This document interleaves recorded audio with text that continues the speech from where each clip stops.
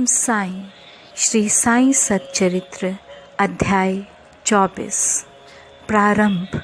अगले अध्याय में अमूक विषयों का वर्णन होगा। ऐसा कहना एक प्रकार का अहंकार ही है। जब तक अहंकार गुरु चरणों में अर्पित ना कर दिया जाए तब तक सत्य स्वरूप की प्राप्ति संभव नहीं।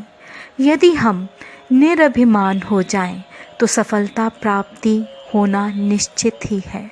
श्री साईं बाबा की भक्ति करने के से ऐहिक तथा आध्यात्मिक दोनों पदार्थों की प्राप्ति होती है और हम अपनी मूल प्रकृति में स्थिरता प्राप्त कर शांति और सुख के अधिकारी बन जाते हैं। अतः मुमुक्षुओं को चाहिए कि वह आदर सहित श्री साईं बाबा की लीलाओं का श्रवण कर उनका मनन करें। यदि वे इसी प्रकार प्रयत्न करते रहेंगे तो उन्हें अपने जीवन धैर्य तथा परमानंद की सहज ही प्राप्ति हो जाएगी। प्राय सभी लोगों को हास्य प्रिय होता है, परंतु हास्य का पात्र स्वयं कोई नहीं बनना चाहता। इस विषय में बाबा की पद्धति भी विचित्र थी। जब वह भावनापूर्ण होती तो अति मनोरंजक तथा शिक्षाप्रद होती थी।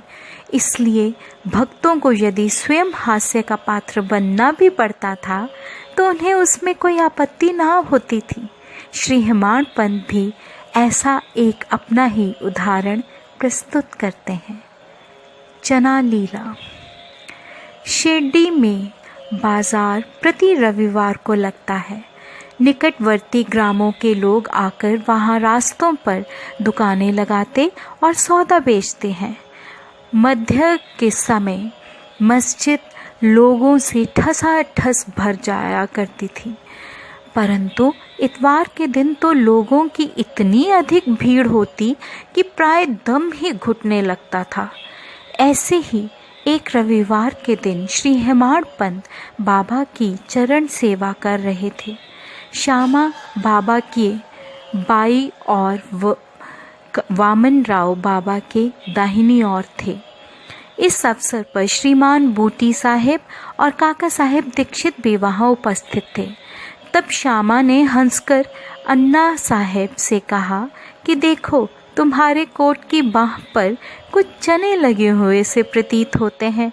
ऐसा कहकर श्यामा ने उनकी बाह स्पर्श की जहाँ कुछ चने के दाने मिले। अब हेमाड पंत ने अपनी बाईं कोहनी सीधी की तो चने के कुछ दाने और लुढ़क कर नीचे गिर पड़े, जो उपस्थित लोगों ने बीनकर उठाए। भक्तों को तो हास्य का विषय मिल गया और सभी आश्चर्यचकित होकर भांति भांति के अनुमान लगाने लगे, परंतु कोई भी ये न जान सका कि ये चने के दाने वहां आए कहाँ से और इतने समय तक उसमें कैसे रहे। इसका संतोषप्रद उत्तर किसी के पास न था, परंतु इस रहस्य का भेद जानने को प्रत्येक उत्सुक था। तब बाबा कहने लगे कि इन महाशय अन्ना साहेब को एकांत में खाने की बुरी आदत है। आज बाजार का दिन है और ये चने चबाते हुए ही यहाँ आए हैं। मैं तो इनकी आदतों से भली भांति परिचित हूँ और ये चने मेरे कथन की सत्यता का प्रमाण है। इसमें आश्चर्य की बात ही क्या है। हेमाड पंत बोले कि बाबा, मुझे कभी भी एकांत में खाने की आदत नहीं है, फिर इस प्रकार मुझ पर दोषारोपण क्यों करते हो। अभी तक मैंने शिरडी के बाजार के दर्शन भी नहीं किए तथा आज के दिन तो मैं भूलकर भी बाजार नहीं गया। फिर आप ही बताइए कि मैं ये चने भला कैसे खरीदता, और जब मैंने खरीदे ही नहीं तब उनके खाने की बात तो दूर की है। भोजन के समय भी जो मेरे निकट होता है उन्हें उनका उचित भाग दिए बिना मैं कभी ग्रहण नहीं करता। बाबा, तुम्हारा कथन सत्य है, परंतु जब तुम्हारे समीप ही कोई ना हो तो तुम या हम कर ही क्या सकते हैं। अच्छा बताओ, क्या भोजन करने से पूर्व तुम्हें कभी मेरी स्मृति भी आती है? क्या मैं सदैव तुम्हारे साथ नहीं हूँ? फिर क्या तुम पहले मुझे ही अर्पण कर भोजन किया करते हो। शिक्षा। इस घटना द्वारा बाबा क्या शिक्षा प्रदान कर रहे हैं, थोड़ा इस ओर ध्यान देने की आवश्यकता है। इसका सारांश ये है कि इंद्रियां, मन और बुद्धि द्वारा पदार्थों का रसास्वादन करने के पूर्व बाबा का स्मरण करना चाहिए। उनका स्मरण ही अर्पण की एक विधि है। इंद्रियां विषय पदार्थों की चिंता किए बिना कभी नहीं रह सकती। इन पदार्थों को उपभोग से पूर्व ईश्वर अर्पण कर देने से उनका आसक्ति स्वभावित नष्ट हो जाती है। इसी प्रकार समस्त इच्छाएं, क्रोध और तृष्णा आदि कुप्रवृत्तियों को प्रथम ईश्वर अर्पण कर गुरु की ओर मोड़ देना चाहिए। यदि इसका नित्य अभ्यास किया जाए तो परमेश्वर तुम्हें कुवृत्तियों के दमन से छुड़ाने में सहायक होंगे। विषय के रसास्वादन के पूर्व वहाँ बाबा की उपस्थिति का ध्यान अवश्य रखना चाहिए। तब विषय उपभोग के उपयुक्त है या नहीं ये प्रश्न उपस्थित हो जाएगा और तत्काल अनुचित विषय का त्याग करना ही पड़ेगा।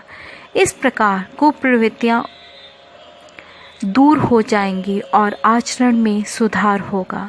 इसके फलस्वरूप गुरु प्रेम में वृद्धि होकर ज्ञान की प्राप्ति होगी। जब इस प्रकार ज्ञान की वृद्धि होती है तो दैहिक बुद्धि नष्ट हो चैतन्य घन में लीन हो जाती है। वस्तुतः गुरु और ईश्वर में कोई पृथक नहीं है और जो भिन्न समझता है वह तो निरा अज्ञानी है तथा उसे ईश्वर दर्शन होना भी दुर्लभ है। इसलिए समस्त भेदभाव को भूलकर गुरु और ईश्वर को अभिन्न समझना चाहिए। इस प्रकार गुरु सेवा करने से ईश्वर कृपा प्राप्त होना निश्चित ही है और तभी वे हमारा चित्त शुद्ध कर हमें आत्मानुभूति प्रदान करेंगे। सारांश ये है कि ईश्वर और गुरु को पहले अर्पण किए बिना हमें किसी भी इंद्रिय ग्रह विषय का रसास्वादन ना करना चाहिए। इस प्रकार अभ्यास करने से भक्ति में उत्तरोत्तर वृद्धि होगी। फिर भी श्री साईं बाबा की मनोहर सगुण मूर्ति सदैव आँखों के सम्मुख रहेगी, जिससे भक्ति, वैराग्य और मोक्ष की प्राप्ति शीघ्र हो जाएगी। ध्यान प्रगाढ़ होने से क्षुधा और संसार के अस्तित्व की विस्मृति हो जाएगी और सांसारिक विषयों का आकर्षण स्वतः नष्ट होकर चित्त को सुख और शांति प्राप्त होगी। सुदामा की कथा। उपयुक्त घटना का वर्णन करते करते हेमाड पंत को इसी प्रकार की सुदामा की कथा याद आई, जो ऊपर वर्णित नियमों की पुष्टि करती है। श्री कृष्ण अपने ज्येष्ठ भ्राता बलराम तथा अपने एक सहपाठी सुदामा के साथ संदीपनी ऋषि के आश्रम में रहकर विद्या अध्ययन किया करते थे। एक बार कृष्ण और बलराम लकड़ियां लाने के लिए वन में गए।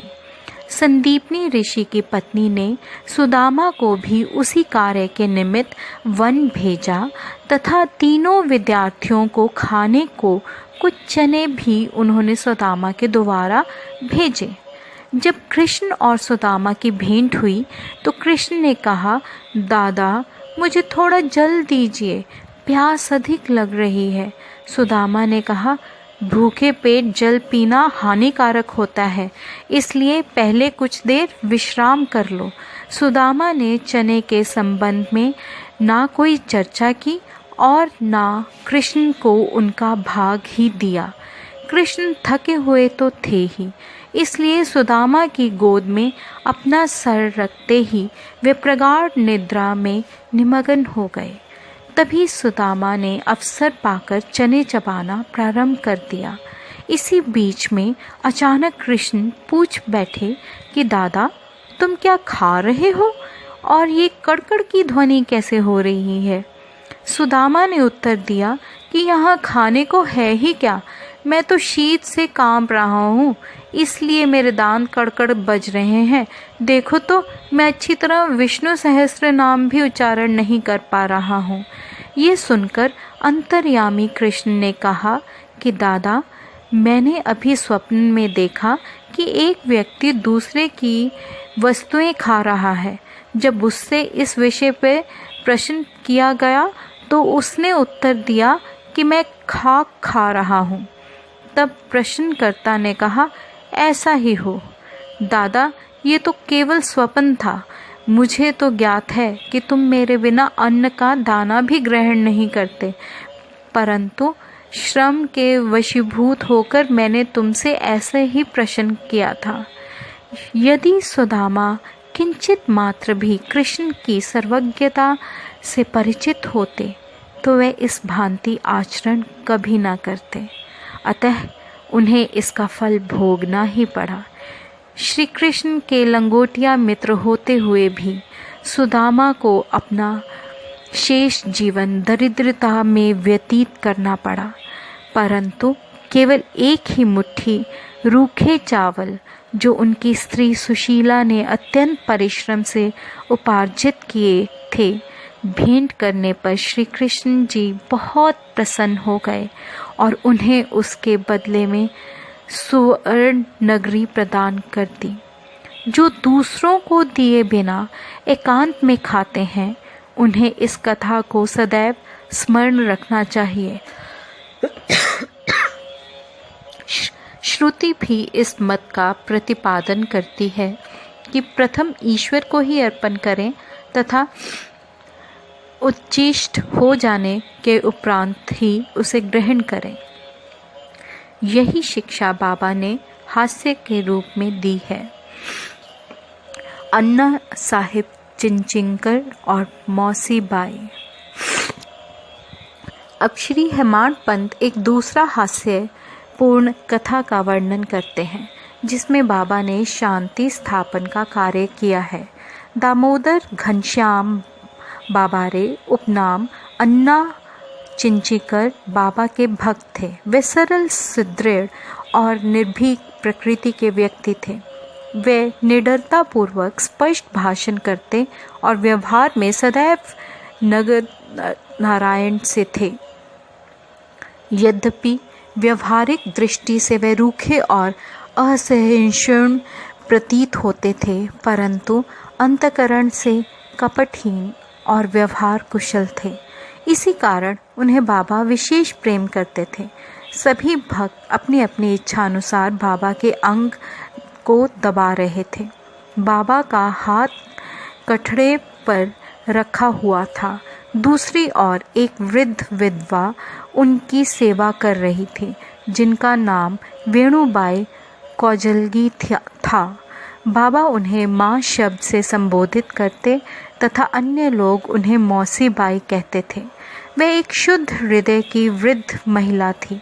वे उस समय दोनों हाथों की उंगलियां मिलाकर बाबा के शरीर को मसल रही थी। जब वे बलपूर्वक उनका पेट दबाती तो पेट और पीठ का प्राय एकीकरण हो जाता।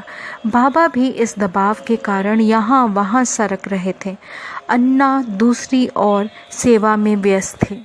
मौसी बाई का सिर हाथों की परिचालन क्रिया के साथ नीचे ऊपर हो रहा था। जब इस प्रकार दोनों सेवा में जुटे थे तो अनायास ही मौसी बाई विनोदी प्रकृति की होने के कारण ताना देकर बोली कि ये अन्ना बहुत बुरा व्यक्ति है और ये मेरा चुंबन करना चाहता है। इसके केश तो पक गए हैं, परंतु मेरा चुंबन करने में इसे तनिक भी लज्जा नहीं आती।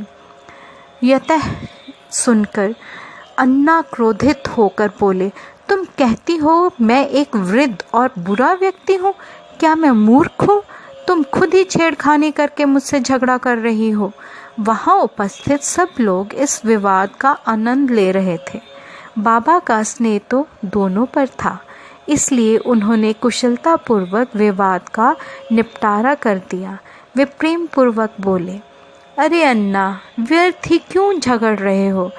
मेरी समझ में नहीं आता कि माँ का चुंबन करने में दोष या हानि ही क्या है।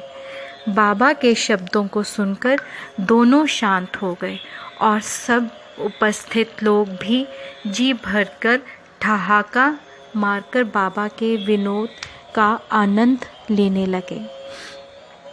बाबा की भक्त परायणता। बाबा भक्तों को उनकी इच्छा अनुसार ही सेवा करने दिया करते थे और इस विषय में किसी प्रकार का हस्तक्षेप उन्हें सहन ना था।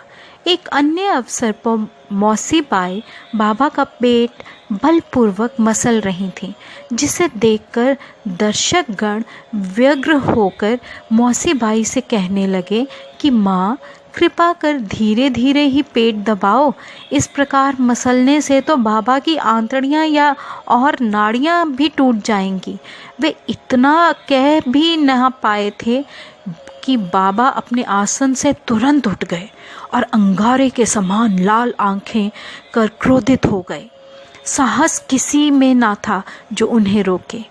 उन्होंने दोनों हाथों से सटके का एक छोर पकड़ नाभि में लगाया और दूसरा छोर जमीन पर रख उसे पेट से धक्का देने लगे। सटका लगभग 2 या 3 फुट लंबा था। अब ऐसा प्रतीत होने लगा कि वह पेट में छिद्र कर प्रवेश कर जाएगा। लोग शोकित एवं भयभीत हो उठे कि अब पेट फटने ही वाला है। बाबा अपने स्थान पर दृढ़ हो उसके अत्यंत समीप होते जा रहे थे और प्रति क्षण पेट फटने की आशंका हो रही थी। सभी किंग कर्तव्य विमूढ़ हो चुक रहे थे। वह आश्चर्यचकित और भयभीत हो ऐसे खड़े थे मानो गूंगों का समुदाय हो। यथार्थ में भक्तगण का संकेत मौसी बाई को केवल इतना ही था कि वह महज रीति से सेवा शुश्रूषा करे। किसी की इच्छा बाबा को कष्ट पहुंचाने की ना थी। भक्तों ने तो ये कार्य केवल सद्भावना से प्रेरित होकर ही किया था, परंतु बाबा तो अपने कार्य में किसी का हस्तक्षेप कण मात्र भी ना होने देना चाहते थे। भक्तों को तो आश्चर्य हो रहा था कि शुभ भावना से प्रेरित कार्य दुर्गति से परिणत हो गया और वह केवल दर्शक बने रहने के अतिरिक्त कर ही क्या सकते थे। भाग्यवश बाबा का क्रोध शांत हो गया और सटका छोड़कर वह पुनः आसन पर विराजमान हो गए। इस घटना से भक्तों ने शिक्षा ग्रहण की कि अब दूसरों के कार्य में कभी भी हस्तक्षेप ना करेंगे और सबको उनकी इच्छा अनुसार ही बाबा की सेवा करने देंगे। केवल बाबा ही सेवा का मूल्य आंकने में समर्थ थे। श्री सद्गुरु साईनाथा प्रणमस्तु। शुभम भवतु। ओम साई। ओम साई। श्री साई सच्चरित्र अध्याय 24 प्रारंभ। अगले अध्याय में अमूक विषयों का वर्णन होगा। ऐसा कहना एक प्रकार का अहंकार ही है। जब तक अहंकार गुरु चरणों में अर्पित ना कर दिया जाए तब तक सत्य स्वरूप की प्राप्ति संभव नहीं। यदि हम